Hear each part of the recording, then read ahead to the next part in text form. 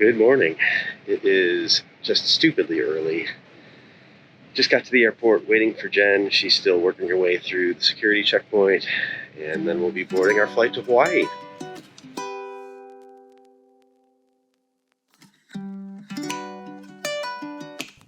Before visiting Hawaii, I had a distinct picture in my mind.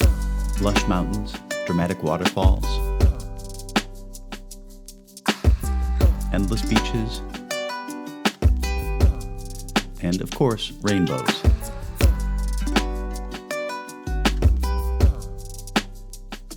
And we saw that, but also so much more, from rugged coastlines to natural pools to the barren, moon-like landscape of Haleakala.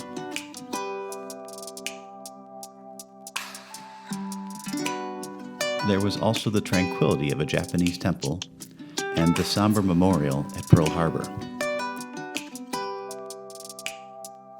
And distinctly different feels from laid-back beach towns like Lahaina to the urban center of Honolulu, which was decorated for the holidays and festive with a uniquely Hawaiian flair. Over 2 weeks, we discovered the breathtakingly beautiful islands of Maui and Oahu, and enjoyed experiences that were sometimes touristy, but memorable nonetheless.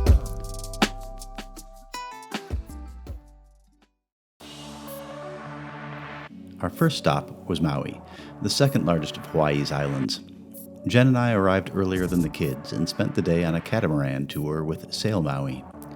Our destination was Molokini, a crescent-shaped, partially submerged crater a few miles offshore.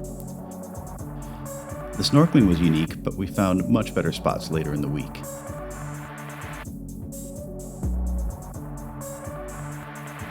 Just sailing and the time spent on the water was the best part for me. And we had a special and unexpected treat on our way back.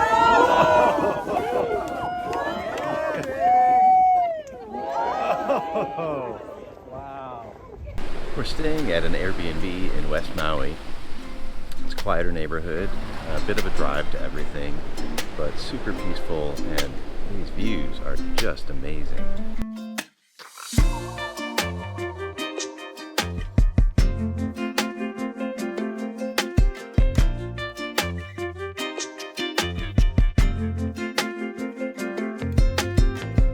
Snorkeling was one of our main activities for the week, and we visited several spots, including Kanapali. With a 3-mile stretch of white sand beach, it's home to black rock, an outcropping of lava rock surrounded by coral. This area is teeming with fish and gets frequent visits from sea turtles for some up-close encounters. Black rock is also a popular place for cliff jumping, which, of course, we had to try.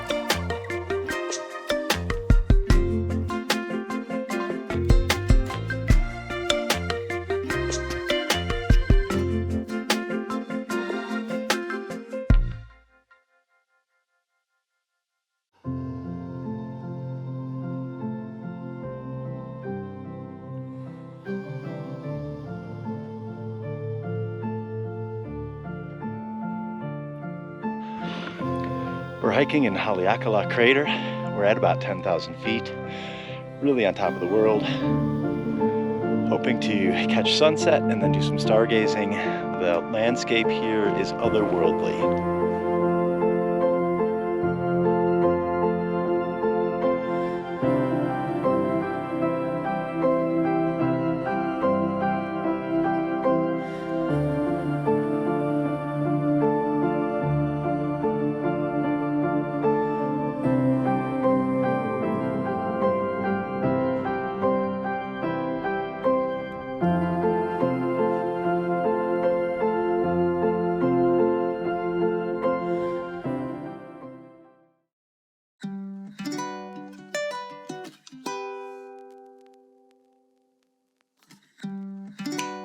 The road to Hana was another highlight.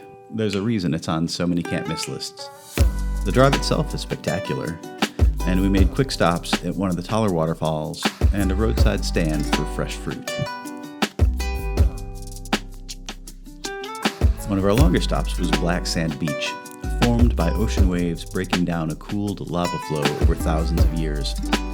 Not great for swimming or sunbathing, but definitely worth visiting to walk the beach and some of the surrounding trails, explore the lava caves, and enjoy the views, which include stone arches and blowholes.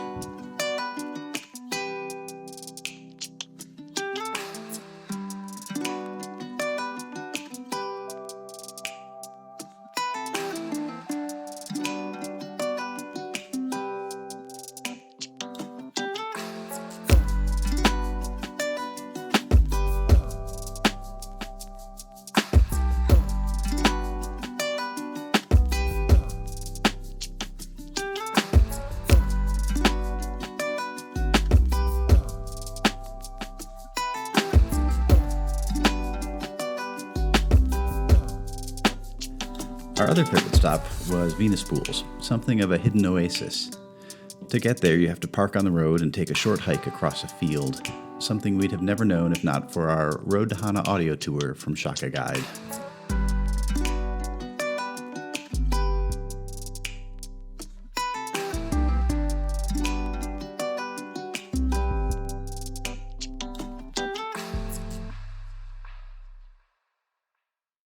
After a week in Maui, it was time for a quick hop on Hawaiian Airlines.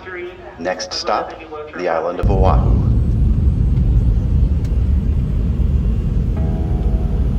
Arriving in Honolulu, the feel was immediately different, shifting from laid-back surf towns to a bustling urban center full of activity and energy, as well as traffic and long lines of tourists seeking out a Kona coffee caffeine fix or some udon noodles, which were good but not worth the long wait. We traded our Airbnb for the Lelo Hotel a few blocks from Waikiki Beach. It's a nice hotel with a great little bar and restaurant.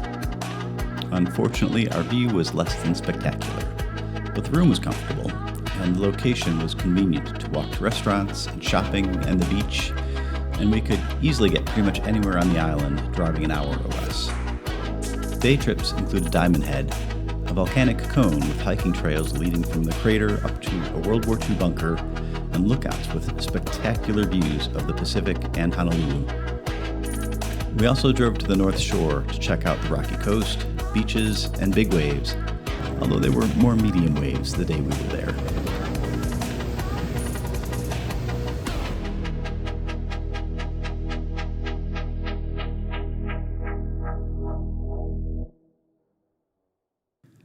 For a truly local, authentic experience, we headed to the Polynesian Cultural Center and their luau show.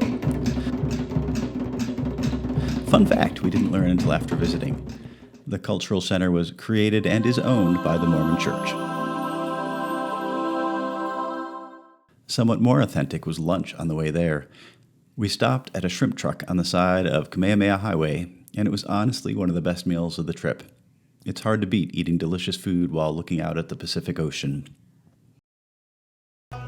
We also got a little taste of Japan, our originally planned vacation destination, one that had to be postponed and ultimately canceled due to COVID. Nestled in the Valley of the Temples on Oahu is Byoru-in, a scaled replica of a temple in Uji, Japan, built to commemorate the arrival of the first Japanese immigrants in Hawaii.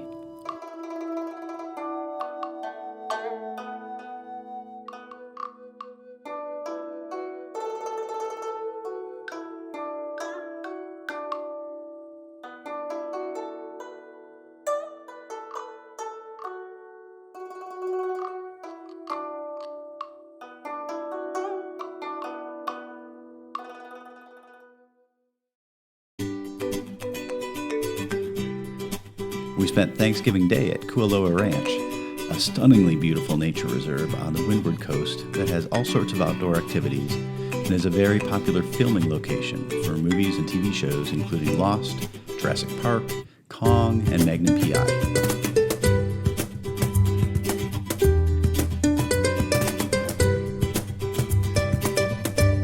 We took a jeep tour of the past filming sites as we climbed to a path that looked out over Jurassic Valley.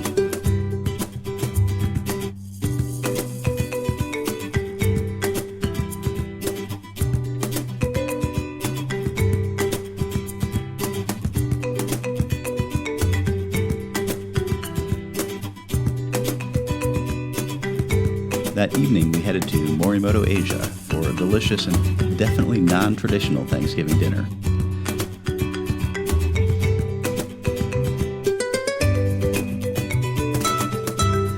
take fish carpaccio and Wagyu beef over turkey and stuffing any day.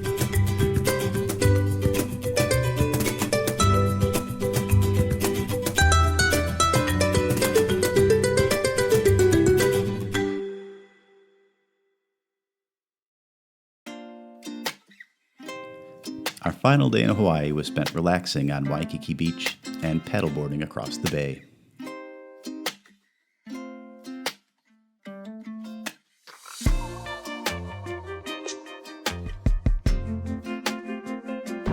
Out here on the ocean, Waikiki Beach, some little stand-up paddleboarding on our last day, last few hours before we have to head to the airport.